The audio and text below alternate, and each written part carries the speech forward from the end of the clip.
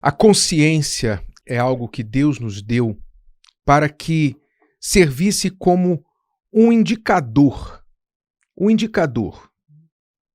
sobre o que estamos fazendo, se aponta para o certo ou se aponta para o errado.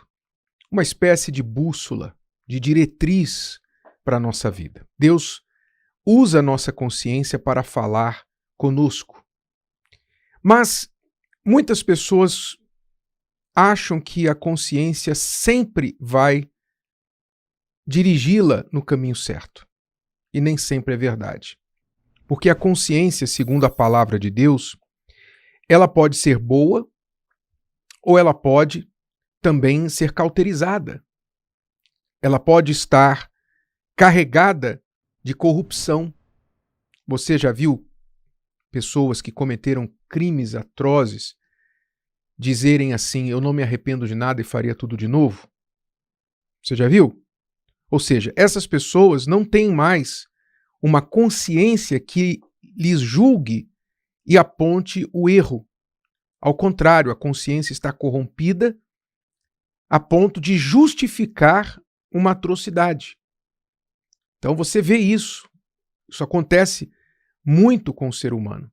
Muitas pessoas usam a desculpa da consciência limpa, não é? A minha consciência está limpa, para justificar as coisas sujas que fazem. Porque limpo segundo quem? Essa é a pergunta. Assim como a limpeza de uma casa depende do que os seus donos consideram limpos, né? Consideram o que é limpo. Você vai na casa de uma pessoa, ela diz: a casa está limpa, e para você está uma sujeira, está uma podridão, um lixão. E assim é também a consciência. O que para uns não é nada, para Deus é podridão. Então, a palavra diz assim, veja só o que Paulo falou, muito interessante sobre consciência, lá em Romanos capítulo 9, logo no primeiro versículo, dizendo assim: em Cristo digo a verdade. Ele não precisava dizer, né? Em Cristo digo a verdade. Mas ele fez questão de dizer: em Cristo digo a verdade. Ou seja, não é a minha verdade, como as pessoas falam tanto por aí. A minha verdade. Não. Em Cristo digo a verdade. Quer dizer, segundo ele, segundo os padrões dele, não os meus. Em Cristo digo a verdade, não minto. E ele ainda reforça dizendo: dando-me testemunho a minha consciência no Espírito Santo. Novamente, ele não parou na consciência.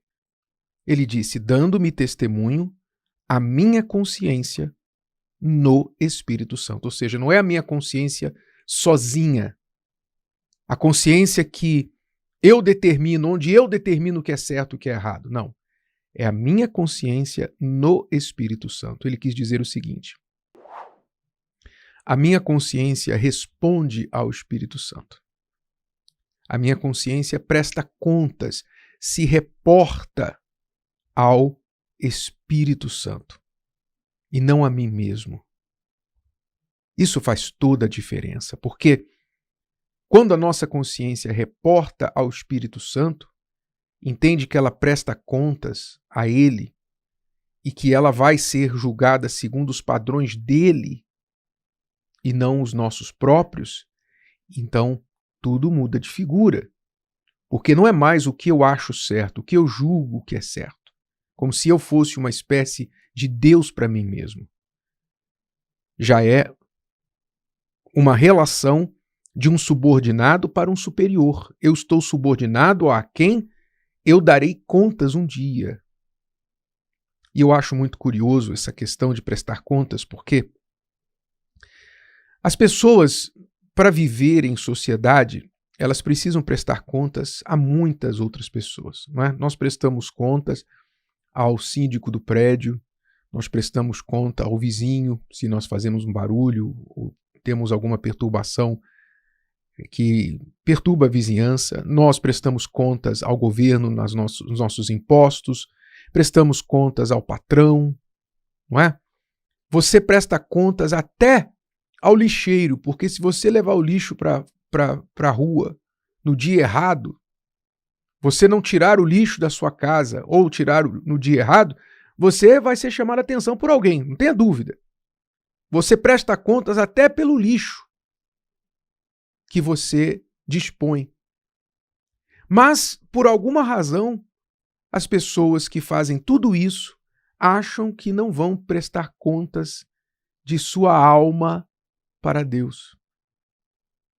Elas sabem que vão prestar contas de tudo, das coisas menores neste mundo, mas não pensam que vão prestar contas um dia a Deus, diante do trono do justo juiz, do superior tribunal celestial. Aí é realmente difícil de entender como o ser humano ele não pensa muitas vezes nas coisas espirituais. Pensa em tudo, pensa nas coisas dessa vida, desse mundo, mas não pensa nas coisas espirituais. Então Paulo aqui deixa bem claro o que lhe dava testemunho sobre o que ele falava, a verdade que ele falava, a vida que ele levava, seus pensamentos e sentimentos, não era somente a sua consciência, mas a sua consciência no Espírito Santo, ou seja, dentro dos padrões do Espírito Santo. Ele falava a verdade em Cristo, não é a verdade dele, a minha verdade. Ele falava segundo o que era verdade diante de Deus.